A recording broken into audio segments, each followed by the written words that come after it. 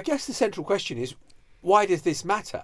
It matters massively for who is going to control AI. You are then talking about Elon Musk as more powerful, not the most powerful individual in the world, but more powerful than nation states. If he were to get more control over AI, I think there's a case to say he might have been the most powerful person to have ever lived. Because you've got to think about what AI and what AI might do. It's going to be a huge part, already is, of what we see when we search for things, of what we see online. If AI is the new printing press, we need to ask, who is holding the pen? And I'm not sure I want the person holding the pen to be Elon Musk or any individual who already has so much power. Yeah. The bigger question is, who is now defining reality? Before you watch today's episode, we want to remind you that tickets are on sale for the newsagent's live shows with HSBC UK. We're kicking off our tour at Birmingham Symphony Hall on February the 17th. Then we're off to the Bridgewater Hall in Manchester, that's on February the 24th. And finally to Usher Hall in Edinburgh on March the 11th. Head over to Global Player to get your tickets for any of those dates. The link will be in the description below. We're really excited to see you there. Musk's approach then is from a position of insecurity about XAI. Probably his whole life is from a position of insecurity. I feel for the guy. You feel for him? I do, actually. I don't think he's like a happy person. I do feel for him. This is the psychodrama playing out among the billionaire tech bros. That is Sam Altman of OpenAI, ChatGPT, talking about Elon Musk, who wants to buy OpenAI and ChatGPT, and Sam Altman is saying, screw you. Yeah, Musk has offered $97 billion to Sam Altman for OpenAI. Altman's responded by offering $9 billion to Elon Musk for X. In other words, a troll at the fact its value has plummeted. What's really at the heart of this spat between two of the world's richest, most powerful men? Welcome to the Newsagents. It's John. It's Emily. It's Lewis. And all is not happy in Techland, where two billionaires are falling out, squabbling over who should have dominance of this small little industry called AI. And if it wasn't so serious, there'd be slightly something comic about it. Yeah, and I mean, the big picture to this is that Elon Musk, not satisfied with already being the world's richest or nearly richest man, not satisfied with basically taking over quite a bit of the American federal government, not satisfied with singing the tune that most of the world's media then plays to by controlling X, now wants, and not satisfied by already controlling SpaceX and Tesla and the rest of it, wants to get his hands potentially on AI as well. But you have to sort of go back a bit to understand the story about this, which is that Sam Altman, and Elon Musk co-founded OpenAI together in 2015 as a charity. And Musk, as he's prone to do, left in a bit of a huff in 2019 because OpenAI had been created as a not-for-profit company, and it was Altman's view and others that it should become at least a quasi-for-profit company, because as a non-profit, you can't do what they really want to do, which is achieve something called AGI, which basically gets to the point where AI is cleverer or as clever as humans, sort of artificial general intelligence. And for that, they say, Altman and others said they needed to raise money from the for-profit sector, and Musk didn't, and they left. And so this is a kind of clash between these two titans of this industry, which is now blowing up again because Altman is restructuring this company and Musk has put an unexpected bid of nearly $100 billion in to buy it. Yeah, I mean, frankly, Musk is feeling left out of the AI leap, which Sam Altman has now really got on top of. Interesting enough, Sam Altman was in the UK yesterday. He has then gone to Paris. He's now at the AI Summit. He is, frankly, at the very centre of all these discussions about the future of AI, whether it needs regulating, whether it needs to be controlled, whether we need to follow in terms of innovation. A lot of people are saying that we are now the one place that is left behind in this AI revolution. But Elon Musk thinks he's the one being left behind because essentially, in many people's eyes, he has staged already a hostile takeover of the US government. And now he's come to Altman and said, oh, you remember that thing that we did together? You remember how it was meant to be non-profit? well, actually, I'd like to make you a bid for nearly $100 billion. He's offered him, I think, $97 billion to buy this. And I think you have to slightly see it. Your first word was psychodrama. You have to slightly see it in terms of the relationship that each man has with the patriarch, with Donald Trump. Because Elon Musk is Trump's bro. Elon Musk is the one at Trump's side. But Trump has also invited Sam Altman into a new project called Stargate, which is all about AI, $500 billion to that. And Musk doesn't like the idea that Sam Altman might be getting some of the limelight, some of the love, I think, from Trump. And Musk went on social media when this big announcement took place at the White House with Donald Trump to say, oh, Altman hasn't got the money. This is all ridiculous. Don't take any notice of this. Musk has had his nose put out of joint. And Musk does not like to have his nose put out of joint. But, I guess the central question is, why does this matter? It matters massively for who is going to control AI. If even a tenth of what is being reported about the way AI is going to shape our lives, our destiny, the way we work, the way we interact with the world are correct, then this is the most powerful technology since, the internal combustion engine and the car, since the internet. It is along those lines that people are talking about the way AI is going to affect our lives. And the idea that Elon Musk is going to have control of that, and as you said, Lewis, where does the limit of his ambitions end? He's kind of like the most ridiculous Bond villain times 100. In the sense he's like Le Chiffre, Scaramanga, Ernst Blofeld, all the other baddies from Bond films rolled into one with this insatiable appetite for ever more power, whether it be over government or whether it be over the future of capitalism. Well, I think that Musk can say, and can have some claim, potentially to be certainly one of the most powerful people in the world right now. If he were to gain control, as he has done with another big information ecosystem, i.e. X, if he were to get more control over AI, I think there's a case to say he might have been the most powerful person to have ever lived. Because you've got to think about what AI and what AI might do. It could basically be, and that's why the rush on it is so speedy and there's so much investment going into it. It's going to be the new Google. It's going to be a huge part, it already is, of what we see when we search for things, of what we see online. And I was very struck by the comments of a guy called Graham Stewart, and he works for a company, senior guy at a company called Checkpoint, which you probably haven't heard of, but it was actually the company that came up with the original firewall back in 1993, so it's a player in this sort of thing. And he said this: concerns over AI ownership aren't just theoretical. We're already seeing the consequences play out. AI is being weaponized in cyber warfare. The power to control one of the world's most advanced systems has massive security implications. It's about security.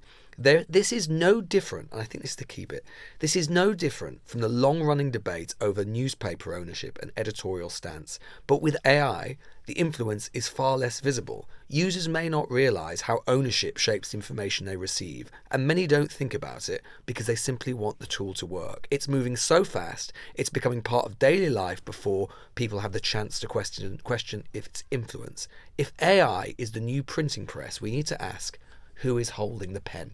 And I'm not sure I want the person holding the pen to be Elon Musk or any individual who already has so much power. Yeah, I think it's so much bigger than that. It's not just a pen. And your Bond villain example was so perfect, except that in the Bond movies, Bond emerges triumphant. And I was talking to a friend who's very closely tied into the AI world, and she's been watching this, and she thinks that Altman is in a bind. She said he will reject and keep rejecting Musk, but when does Musk turn to Trump to turn up the heat on Sam Altman? Yeah. There are loads of threats they could levy on Sam Altman, make his life hell. In other words, we are acting as if the rejection of Musk has put Musk back in his box. She doesn't think it has. She thinks that this is the movie, the Bond movie, where the villain emerges, with the kind of, the jaws brace of, mouth of metal or whatever it is,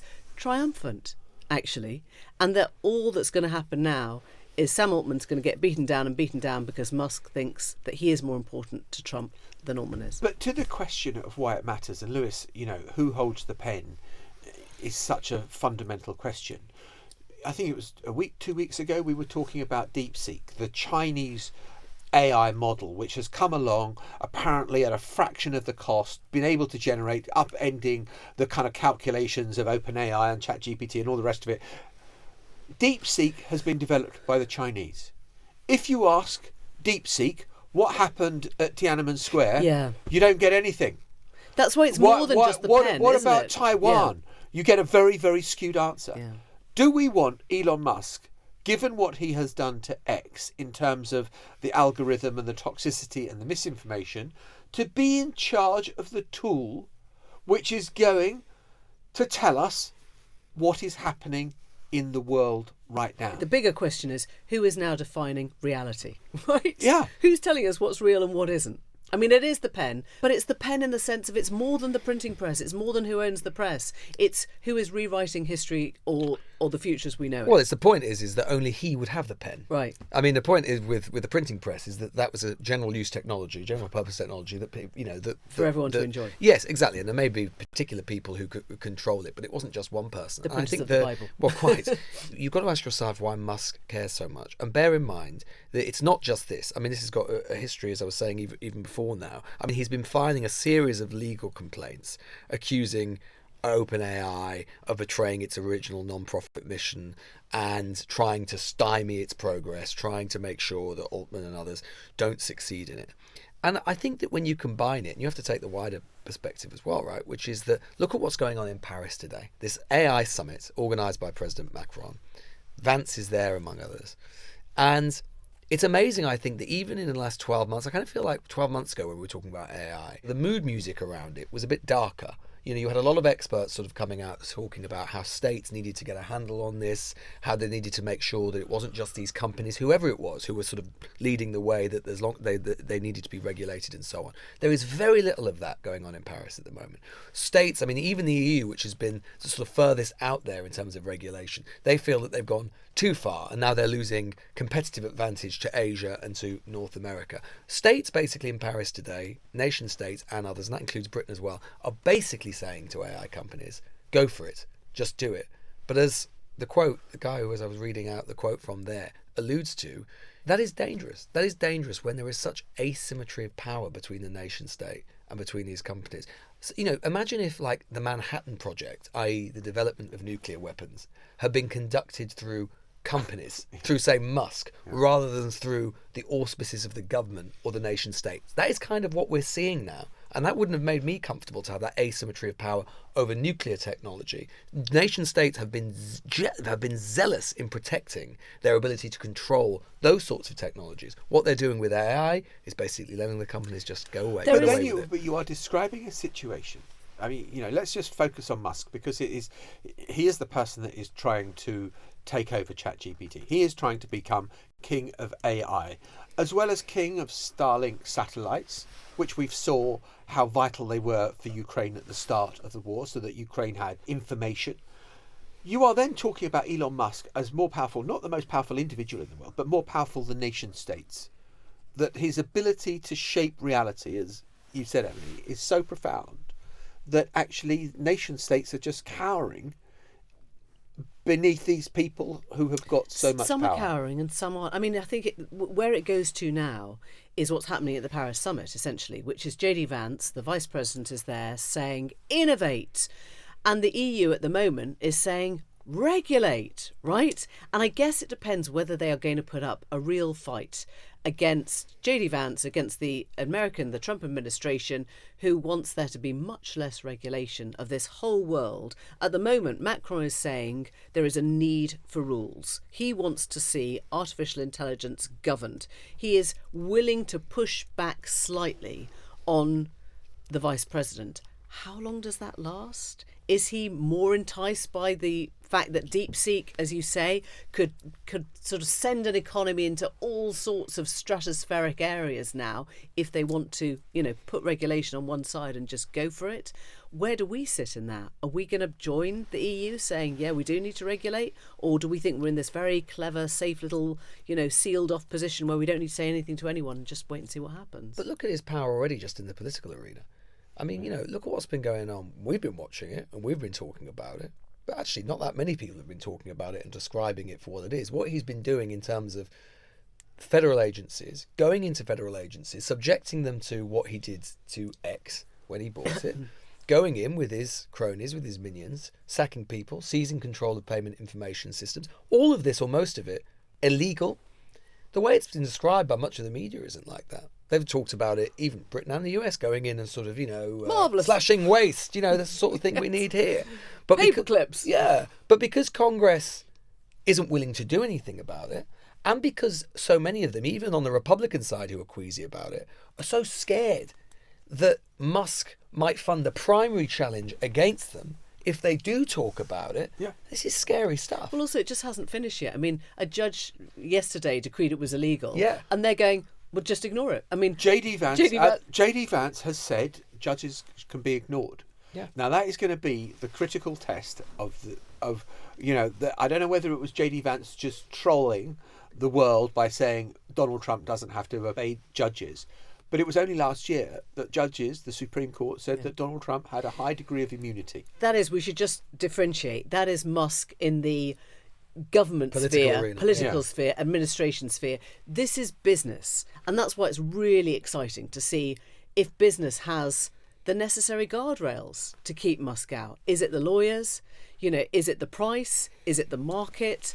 How do they stop him taking over everything if they've got Trump on his side? So at the end of last week, the White House press secretary was asked about how can Elon Musk be running this Department of Government Efficiency, DOGE, when he's got all these different business interests.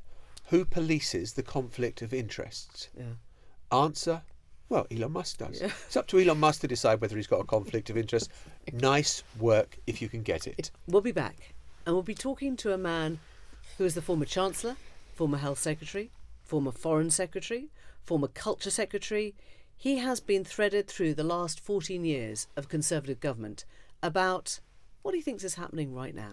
Well, we are joined now in the studio by the Conservative MP for Godalming and Ash, who happen to be Chancellor, Foreign Secretary, Health Secretary, Culture Secretary. Maybe it would be easier to list the jobs that you didn't do. Prime Minister. There we are. Jeremy Hunt, welcome to the News Agents. Thank you very much for being with us. Look, as we sit here and talk, we're kind of waiting for Donald Trump to slap 25% tariffs on steel and aluminium products from the UK going into the US. You have dealt with the potential of these issues before. What should the British government do if he goes ahead with this? Well, I think the first thing to say is it's a mug's game if we think that by retaliating we will get him to change his mind. And if you actually look at the proportion of US GDP accounted for by UK goods exports, it is 0.3%. So we have precisely zero leverage. And the reason that you would, if you believe in free trade, as most of the rest of the world does, the reason you would impose retaliatory tariffs is to give the other side an incentive to back down and change their mind. But Still about $500 million, though, isn't it, in steel, I think? Yes, but it is not going to get him to change his mind. Now, interestingly, though, if you look at the same statistics for China and for the EU, who both are already in the process of retaliating, Chinese goods exports to the US are only 0.6% of US GDP, and for the EU it's just over 1%. So part of his calculation is that he can sustain the pain. And I think the other point we have to have in the back of our minds is maybe he actually wants to raise money. Maybe he's looking at these tariffs as a way of raising money so he can cut taxes on business or for areas that will please his base, and that would definitely mean that he is not going to back down. So therefore you just say, okay, we surrender, we accept this, there's nothing we can do, there is, I mean, just waving a white flag? Well, when you are, a country like the UK, looking at the rest of the world, stuff is happening the whole time that you wish wasn't going to happen. And, you know, that includes wars, that includes tensions between superpowers, that includes, arguments with our neighbours. And so you just have to decide which are the things where you can actually make a difference. I would say this, the UK is a free trading nation. We have attracted, I'm not doing a rerun of the election arguments, but since 2010 we've attracted more greenfield foreign direct investment than anywhere in the world except the US and China. We have fewer barriers than any G7 country, and off the back of that are the world's second largest services exporters. So we do well out of free trade, and we should remember that. And it's not good for us if the world goes protectionist.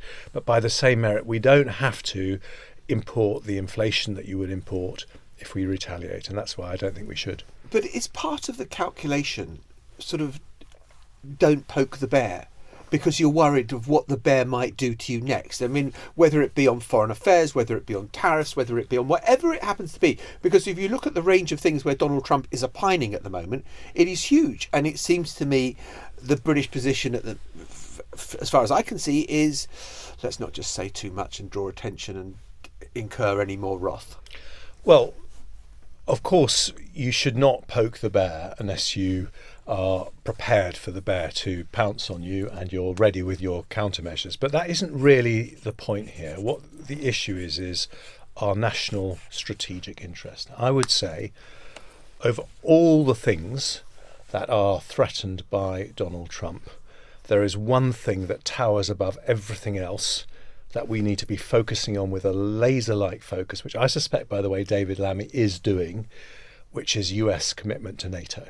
That is the thing which actually would be the most destabilising. If you could imagine, we're worrying about the cost of spending 3% of GDP on defence. If America pulled out of NATO, as they very nearly did when I was Foreign Secretary at that famous NATO summit, I'd only been Foreign Secretary for 3 days. I can remember it like it was yesterday. And Trump arrived and had a showdown with Angela Merkel and was on the point of pulling the US out of NATO. Now, we wouldn't be talking about 3% of GDP on defence in that scenario. We'd be talking about 6, 7, 8%, maybe 10% of GDP. It would be a huge victory for Putin. And, so I think all our energy needs to be focused on how do we avoid that happening. Just on that specific point, would you then be raising British defence spending to 3%? I did raise it to 2.5% with a timeline to 2030, which Labour have, I think, very foolishly backtracked on. But absolutely, I think we should be looking at raising it to 2.5%. I mean, America is spending... Sorry, to what? Well, I think we should be looking at 3%. I think the benchmark we have to have in our mind is what is the deal that keeps the US in NATO, and the US themselves are spending 3.2%. What if it keeps growing? I mean, he did at one stage say 5%. Yeah. Yes, no, that is what he's still saying. Yeah. I think that's his opening gambit. But this is the point I really want to make. It's the most important point. We are, we've been down in the dumps as a country for some time now. I think there's a mood of declinism which is totally misplaced. I'm actually writing a book saying why we should be more optimistic about our country's prospects. It's coming out in the summer. I'm going to give it a plug. It's called Can We Be Great Again? And did you say you've got a book coming out? I have. Thank you Have very you met much. John Yes. Sopel? I know, John. You do the same. Here we go. No one does it better. I know. I'm going to learn to do it more effortlessly. There we are. So I can't even say effortlessly. But the point is that when it comes to this defence spending issue, this is one area. We are the leading defence power in Europe. If we got out there now and said we're spending 3% on defence, then the French and Germans would ultimately follow, and we would be in sight of a solution on this issue. And I think it's just really important for us not to think we don't have influence on this issue, because we do. And when it comes to the thing that is the biggest risk to us strategically, this is something we really can control the outcome. Broadly, you're saying Trump is right. On defence spending, yes, he is. And, I remember when I was Foreign Secretary, I asked my officials what proportion of European defence is paid for by American taxpayers. And they said, well, this is actually really difficult to calculate because you know how much each country spends, but you don't know which region of the world it's allocated to. Anyway, it took them several months to come back, but they finally came back. They said, we can't give you an exact answer, but we think it is between a third and a half of the cost of defending Europe is paid for by American taxpayers. And if we're staying with foreign policy, is he also right on his plans for Gaza? Well, I think there are lots of things that I don't agree with him on. That is one of them. Withdrawing from the World Health Organization, the World Trade Organization, the Paris Climate Accords. I mean, this is a man who is a disruptor, and there are going to be lots of things that we disagree. But in that context, you have to be very clear-sighted about the things you can change and the things you can't. And American commitment to NATO is something where I really do believe that if Europe increases defence spending, sorry to go back to it, but if Europe increased its defence spending to around 3% of GDP, President Trump would happily recommit to NATO. Just before you go to the Gaza question, do you think there is a possibility that he would pull America out of NATO as he threatened before?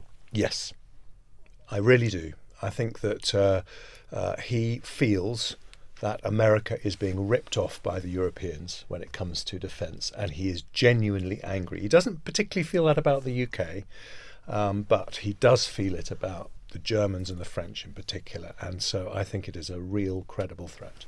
We tell ourselves that we're in a special place, that we're not the EU anymore, and we're not on his blacklist like Canada and Mexico is. That might be quite a dangerous narrative for the UK, to keep thinking that we're insulated, we're all right. We're trying to work out that pathway, aren't we, between the US and the EU right now? Absolutely, and we should not be dewy-eyed about the special relationship. He does have, Trump does have an affection for the UK. I think that is true.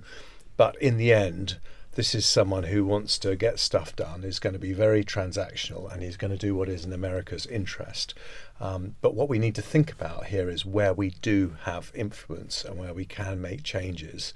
And in the end, I mean, let's just step back, because I know you've on the show discussed Trump many, many times. I think there is a paradox about Trump, which is that he does lots of things that people listening to your show profoundly disagree with.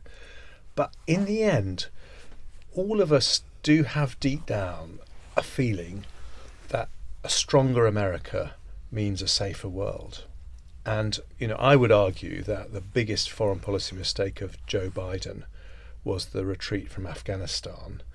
And I am personally doubtful that Ukraine would have happened if that hadn't happened. And so I think with Trump, just to give the case for the defence for a moment, Emily, if after 4 years of Trump 2, we end up with peace in Ukraine, Europeans spending more on defence, and a China that is more worried about crossing America's red lines, then you might be able to argue the world is indeed safer. Okay, and with respect, a stronger America might mean an authoritarian who, as we know, is very cosy with Putin, who looks up to Erdogan, who looks up to Orban, who thinks that these authoritarian democracies are something to aspire to, who wants to turn Gaza into a real estate quarter that he would own.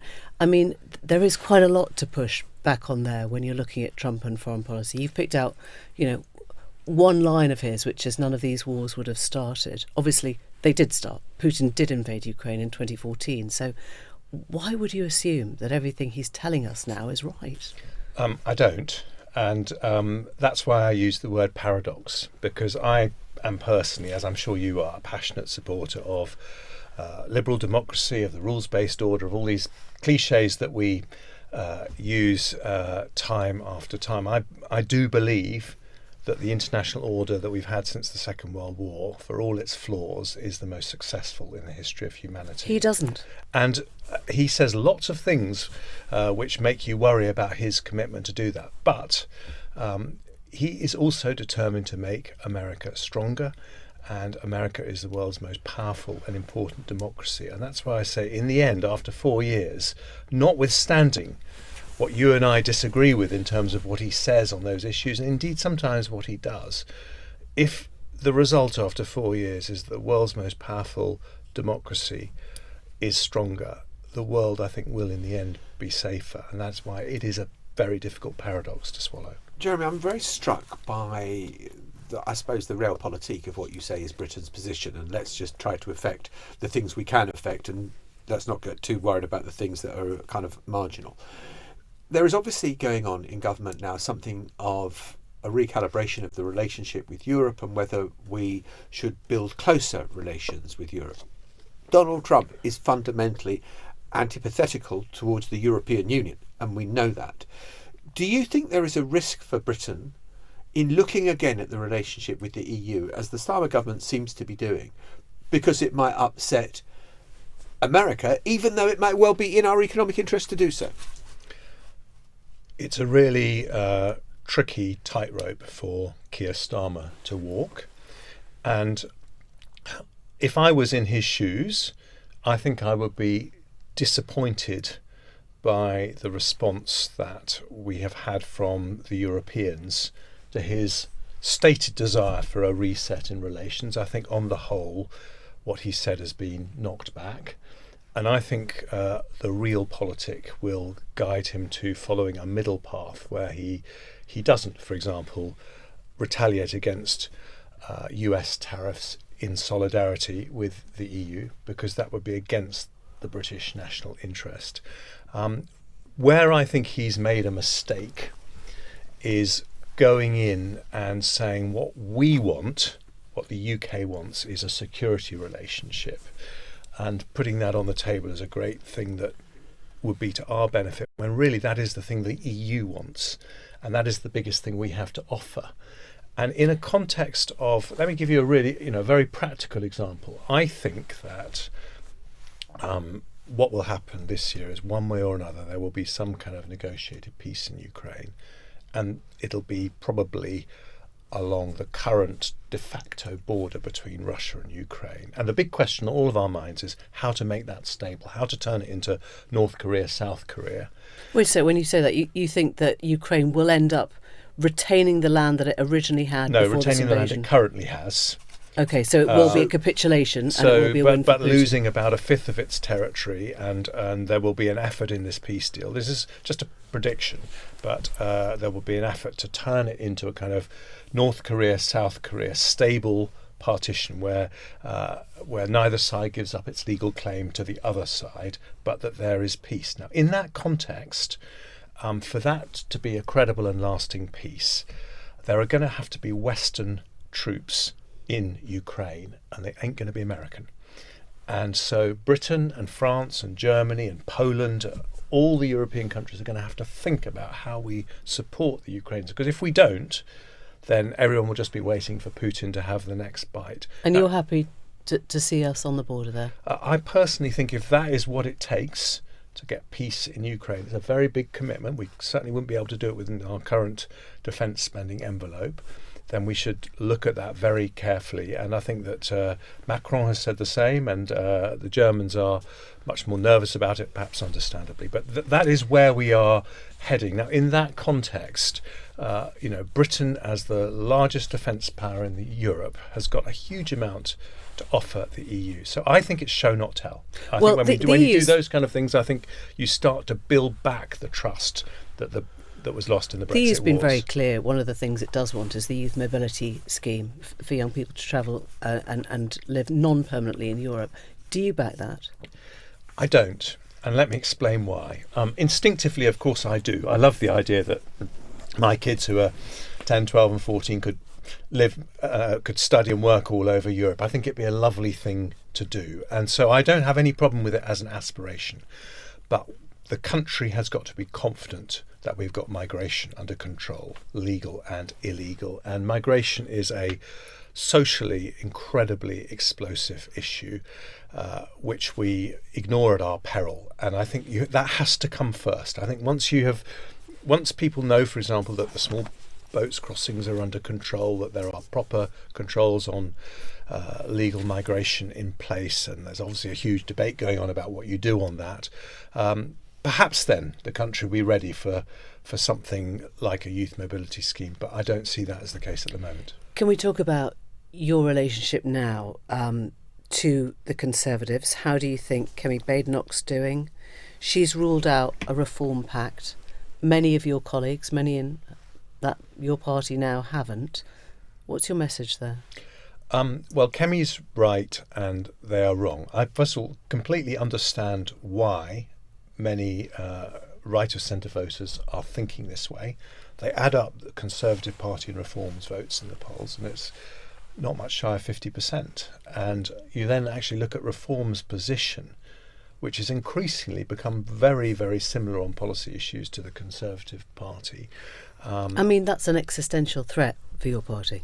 But the reason that Kemi is right to do that is because the danger with reform for right of centre voters is that we end up with a 1983 scenario when the SDP alliance got 26% of the vote, only 13 seats in Parliament, and Margaret Thatcher, their sworn opponent, got another 5 years in government. And I think that the risk with reform this time is that exactly the same thing happens and you get a very unpopular, failing Labour government getting another 5 years in power. So I think Kemi is right. I also think that it's very naive to think that the Reform coalition of voters and the Conservative coalition of voters are the same.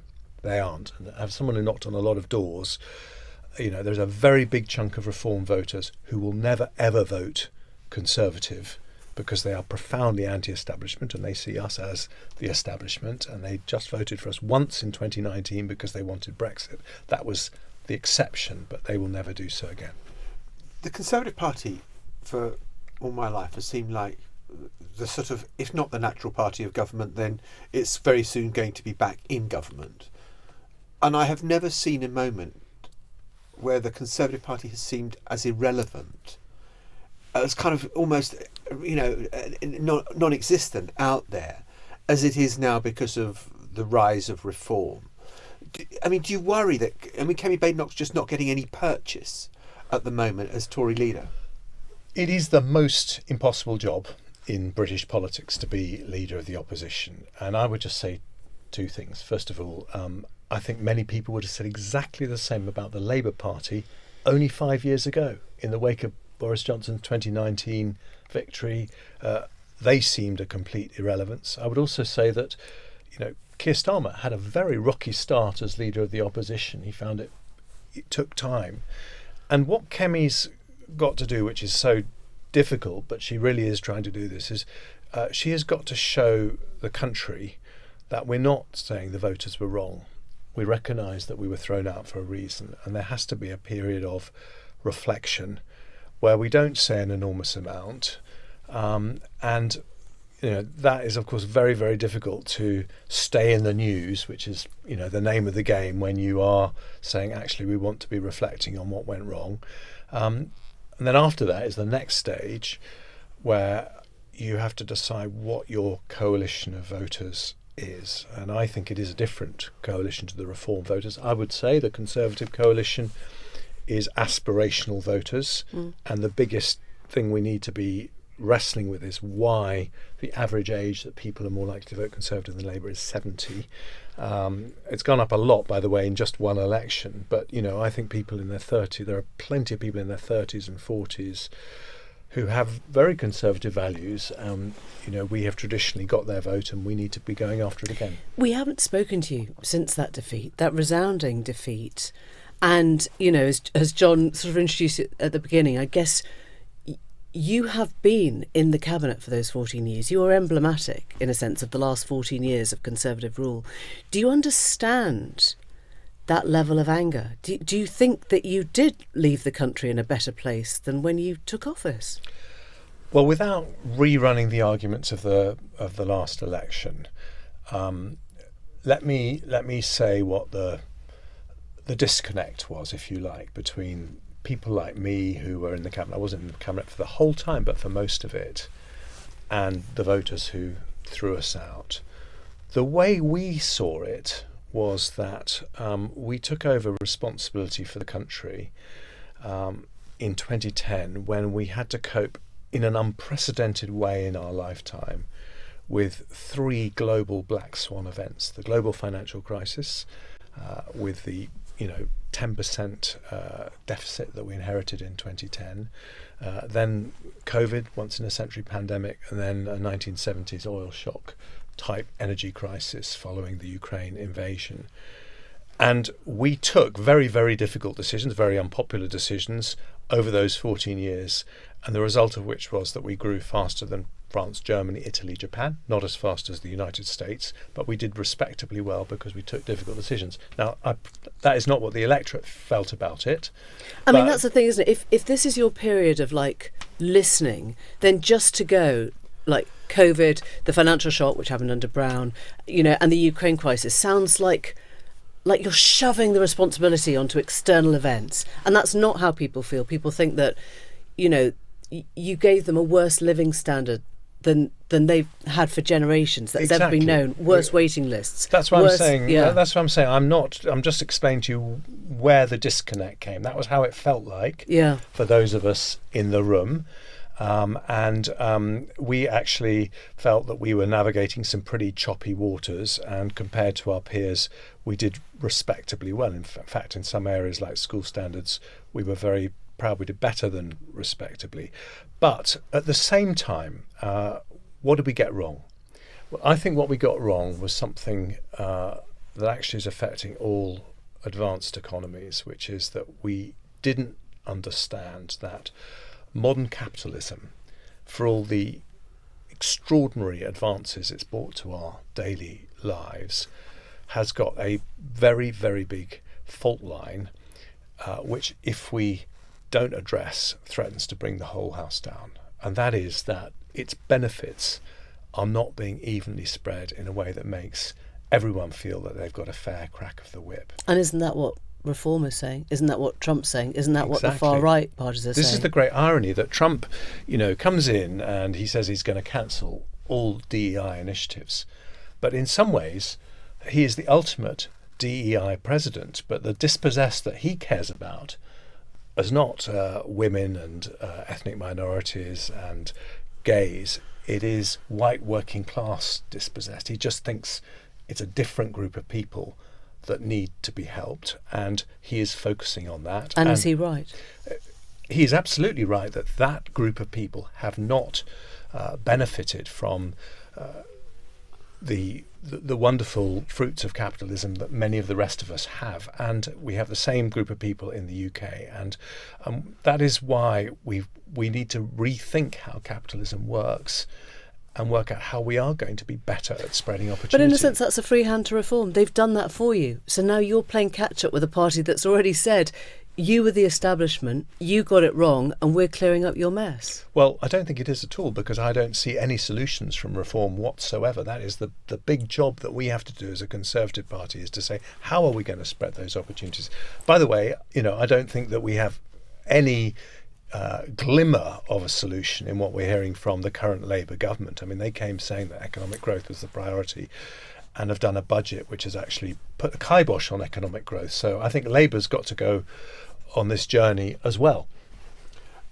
You seem to be saying, when you talked about the Black Swan events, you're already trying to write the history, and you want the history to be kinder to you than the electorate were. Well, look, what I was really trying to do is to explain to Emily why it was that, we felt that we were taking difficult decisions, and we thought the results demonstrated that compared to other countries, we had been prepared to face up to some really difficult challenges. You think about the grief that we got when both of you were back at the BBC for that austerity period. We were actually implementing very difficult policies, not that different to what Alistair Darling had actually planned as the outgoing Chancellor, but we actually took the rap for doing it. So that's how it felt. But it's not enough to say that was how it felt and that's why we did it. We then have to look forward and say, well, despite that, we were thrown out with our just on that point, wasn't austerity completely the wrong response to that? Wasn't that exactly what people weren't asking for? They weren't asking to have their lives made harder.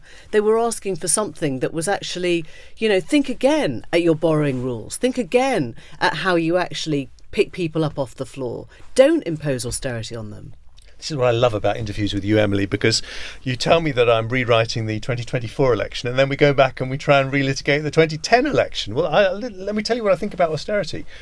George Osborne had a 10% deficit as a proportion of GDP. Now, that's just a number. That doesn't mean anything to ordinary voters, but that is not sustainable. And he had to take very difficult decisions. With the benefit of hindsight, there are 2-3 things where I think that was a mistake. I think the cuts to social care were a mistake. They came through broader cuts to local government. I think the decision to cut capital spending was a mistake, because that's very important for the productive potential of the economy. I think he would probably agree with that too, actually. But overall, what that strategy did was it stabilised an economy, which, by the way, markets were in free fall when he took over, and we ended up after 3 years, I think 4 years, with the fastest growing economy in the G7. So but I don't think you want to hear me defending what the government, over a decade ago did. The truth is that as we did all those things, we did not understand the elephant in the room, which is that there is a broader problem with modern capitalism, which has come into relief since the financial crisis. And all of us who believe in liberal democracy, whether Labour voters or Conservative voters, we have to find a way of addressing that issue, because in the end, we are a democracy, and it matters profoundly that everyone in a democracy thinks that they have got a chance to get on. And there is so much. I just want to ask kind of final thought, really, which is, you've been at the top of British politics. You've been Chancellor, you've been Foreign Secretary. Yes, you haven't been Prime Minister. You fought like crazy to hold on to your seat at the general election. People thought you would lose it, and you managed to cling on. What's Jeremy Hunt doing? I know, okay, a book in the summer, but why are you still there? There is so much abuse, toxicity in public life, mistrust is enormous. Couldn't you do without it? Well, I actually think it is an incredible privilege. I still think it's an incredible privilege to be a backbencher in Parliament and not in the government or in the cabinet. But what I'm trying to do, John, and I'm not trying to pivot back to my book, Can We Be Great Again? But what I am trying... I'm just going to lock both of you in a room, and you can out-title each other for the rest of the hour. But what I am trying to do is something which actually, for me personally, it's partly therapy, but it is also, I think, an important thing to do. I'm trying to think about, knowing what I know now and what I've learnt, can I do what I didn't have time to do when I was a busy cabinet minister, which is to try and get underneath these issues and not write my own history, but actually say, what do we need to do now looking forward? And I think one of the most interesting people in terms of other people who've tried to do this is Henry Kissinger. And the reason that his books were always so fascinating when he was alive was because they actually weren't about his time in office under Nixon or had the occasional anecdote. They were actually about the future. About AI or whatever. Yeah, exactly. Last thought before you go. You were Health Secretary when the Lucy Letby murders took place, and I know you apologised last month saying that, that there is an ultimate responsibility being Health Secretary, that it happened on your watch. What do you make of the moves to re-examine this? Well, I actually am very proud that we have a justice system where when people have concerns about a conviction, they are able to raise them. And I think we just have to follow due process. You don't mind that this is all being happens. sort of re-litigated? Well, look, if you believe in the independence of the judiciary and the system that we have, then it's absolutely right that people are able to bring their concerns back in front of the courts and for due process to happen. What I don't think it's right for me to do is to speculate on whether Lucy Letby is innocent or guilty. I think the court has decided she's guilty, and we have to accept that at face value until the courts decide something else. Jeremy Hunt, thank you very much. Thanks for coming in. Thank you. Do you view Vice President J.D. Vance as your successor, the Republican nominee in 2028? No, but he's very capable. I mean, I don't think that I think you have a lot of very capable people. That must hurt. Oh, JD. Oh. I think we call that damning with faint praise. Yeah. Or just damning, No, really. damning. Yeah, JD would have a greater chance if his surname was Trump. Yeah, I mean, you just sort of... That was an easy question. And he has kicked JD Vance a lot, Yeah, I'm he going to loves it. say, since he appointed him. He does keep sort of turning round and just dissing everything he said. yeah, I think that's what you learn. If you were Mike Pence, you just learn to take it, Yeah. and that's all So you can far, do. he's not been threatened with a hanging. No, So, exactly. On the plus There's a long way to go yet, JD.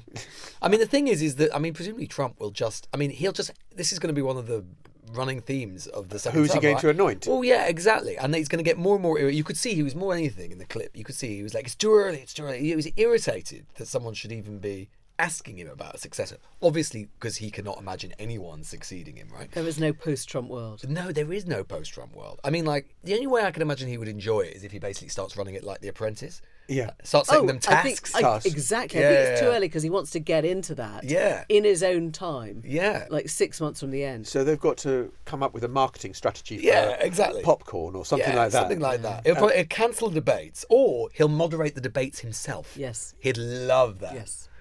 Anyone want to say anything nice about me? Anyone? With lots of AI characters. Yeah, exactly. Don't Avatars. actually need anyone else there.